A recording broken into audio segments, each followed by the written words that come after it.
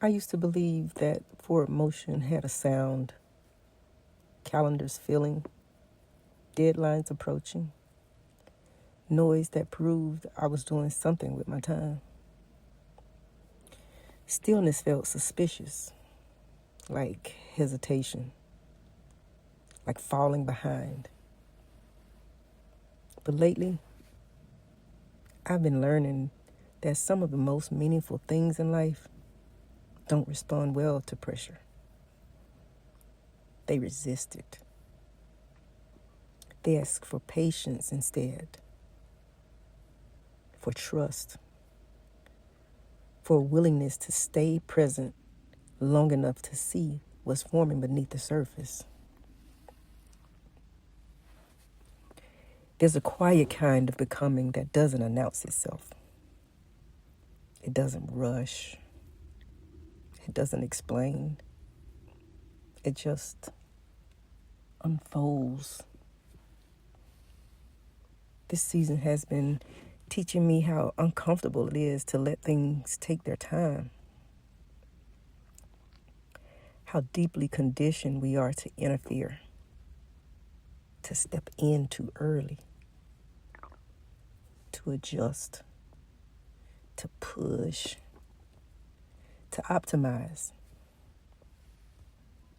As if growth needs our constant supervision to be valid. But some processes don't need management. They need space. They need the kind of attention that doesn't rush to conclusions. The kind that observes without trying to control the outcome. I've noticed how often I reach for urgency when what I'm really feeling is uncertainty. When I don't yet know what something will become, my instinct is to hurry it along, to demand clarity before it's ready to arrive. But clarity doesn't respond to force.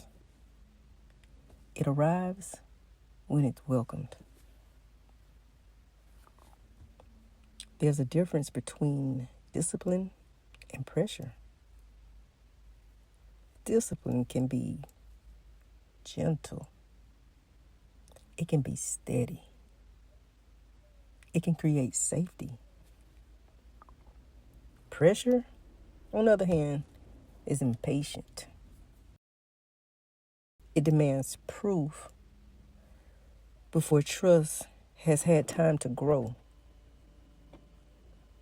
And I'm realizing how many areas of life suffer when they're treated like deadlines instead of living processes. We live in a world that rewards speed, that praises hustle, that confuses exhaustion with dedication. But not everything meaningful moves fast. Some things deepen slowly. Some things mature quietly. Some things need to sit undisturbed long enough to become strong. There's wisdom in learning when not to interfere, in recognizing that doing nothing isn't always neglect. Sometimes it's restraint. Sometimes it's respect.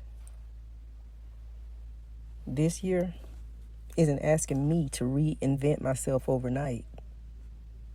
It's asking me to pay attention, to notice what happens when I stop forcing outcomes and start listening for direction. To trust that what's meant for me doesn't need to be rushed into existence. I'm learning that becoming isn't a performance. It's a relationship.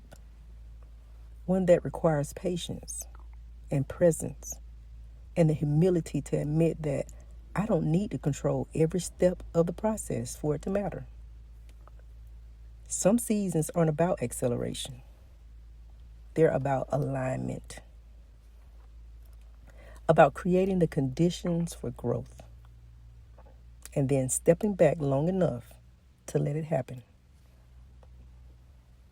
If you've been feeling pressure to move faster than feels natural, if you've been questioning whether slow progress still counts, if you've been wondering whether stillness means stagnation, let this be your reminder. Not everything needs to be rushed to be real. Some of the most beautiful things in life are still becoming, quietly, patiently, in their own time. There's a kind of listening that only happens when we stop hovering, like micromanaging. Not the kind that waits for answers, but the kind that stays present without demands. I've been learning how different things respond when they are given room to breathe. Some requires almost nothing from me at all, just consistency and time. Others respond quickly, but so quietly you might miss their progress if you weren't paying attention. And then there's those that seem fragile at first until you realize they're simply asking for relationship instead of control. What surprised me most wasn't how fast anything moved.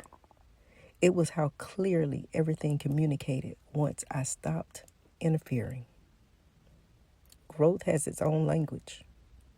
It shows up in subtle shifts, in small signs of readiness, at moments that say, not yet, just as often as they say, now.